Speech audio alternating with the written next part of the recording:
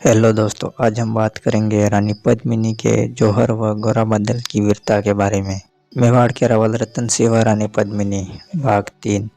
रानी पद्मिनी का जौहर व गोरा बादल की वीरता। अलाउद्दीन के चित्तौड़ दुर्ग में आने की सही वजह कुछ इस तरह है। जब अलाउद्दीन बादशाही फौज के साथ चित्तौड़ के करीब आया तो रावल रतन सिंह की फौजी टुकड़ियों ने महलों से बाहर निकलकर कई छोटी बड़ी लड़ाइयाँ लड़ी। घेराबंदी के चौथे माह में राजपूतों ने खिलजियों की सेना को भारी नुकसान पहुंचाया। आखिरकार थक हार कर अलाउद्दीन ने रावल रतन सिंह को खत लिखा कि हमें हमारे कुछ आदमियों समेत किले में आने देवे, जिससे हमारी बात रह जावे, फिर हम चले जाएंगे। रावल रतन सिंह ने यह प्रस्ताव स्वीकार कर अलाउद्दीन को 100-200 आदमियों समेत दुर्ग में आने दिया। अलाउद्दीन ने अपनी नाराजगी छिपाकर रावल रतन सिंह से दोस्ताना बर्ताव किया। जब रुखसत का समय हुआ तो रावल रतन सिंह सुल्तान अलाउद्दीन को दुर्ग से बाहर पहुंचाने गए। इस समय अलाउद्दीन रावल रतन सिंह का हाथ पकड़कर दोस्ती की बातें करता हुआ दुर्ग से बाहर चलने लगा। वह मौका देखकर अपने छुपी हुई फौज को बाहर निकालकर रावल का अपहरण कर अपने डेरों में ले गया। जयसी के अनुसार रावल रतन सिंह को बंदी बनाकर दिल्ली ले जाया गया, जैसी कि यह बात बिल्कुल गलत है।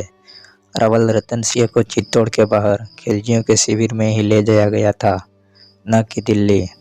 1303 ईस्वी में किले वालों ने अलाउद्दीन के डेरों पर जाकर कई बार बातचीत कर रावल रतन सिंह को छुड़ाने की कोशिश की, पर हर बार अलाउद्दीन ने रानी पद्मिनी के बदले रावल को छोड़ने की बात कही। इतिहास में कुछ ऐसे योद्धा भी हुए जिनके नाम हमेशा साथ साथ ही लिए जाते हैं, जैसे जयमल पत्ता, चेता कुंपा, सातल सोम, अल्हा उद्दल। इसी तरह रानी पद्मिनी के समय गोरा बादल नाम के योद्धा थे। गोरा बादल ने चित्तौड़ के सभी सरदारों से सलाह मशवरा किया कि किस तरह रावल रतन सिंह को छुड़ाया जावे। आखिरकार गोरा बादल ने एक योजना बनाई। अलाउद्दीन को एक खत लिखा गया कि रानी पद्मिनी एक बार रावल रतन सिंह से मिलना चाहती है, इसलिए वह अपने सैकड़ों दासियों के साथ आएगी। अलाउद्दीन इस प्रस्ताव से बड़ा खुश हुआ। कुल 800 डोलियां तैयार की गई।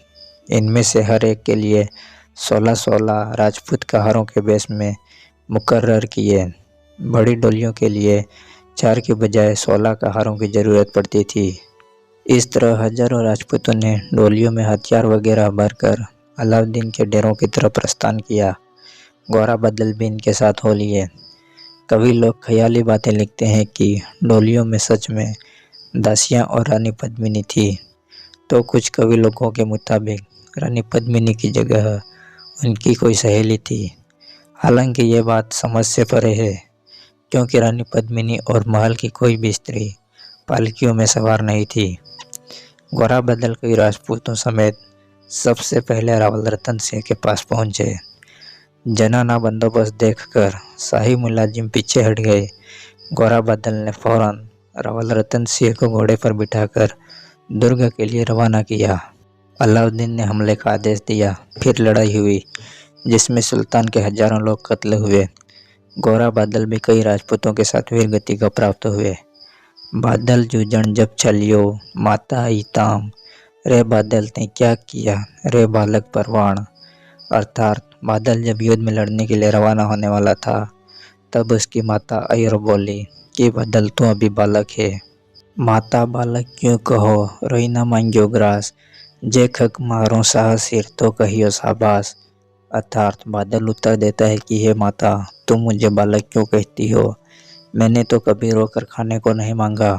मुझे तो तब शाबाशी देना जब मैं अपनी तलवार से सुल्तान के सिर पर तलवार मारूं। रानी पद्मिनी के नेतृत्व में चित्तौड़ के इतिहास का पहला जौहर हुआ। अपने सतीत्व की रक्षा के लिए 1600 सतरानियों ने जौहर किया। कई ग्रंथों में 16,000 संख्या लिखी गई है। किले से उठते हुए धुएं को देखकर खिलजियों की सेना भी सोच में पड़ गई थी कि भीतर हुआ क्या है। जौहर का समय। कई पुस्तकों में फरवरी 1303 ईस्वी में जौहर होना लिखा गया है। हालांकि इनमें से एक भी समकालीन पुस्तक नहीं है और मैं इस तिथि से सहमत नहीं हूँ। इसके प्रमुख कारण ये है। सर्वप्रथम तो 2 तिथियाँ बिल्कुल तय है कि जिसके समकालीन प्रमाण भी है।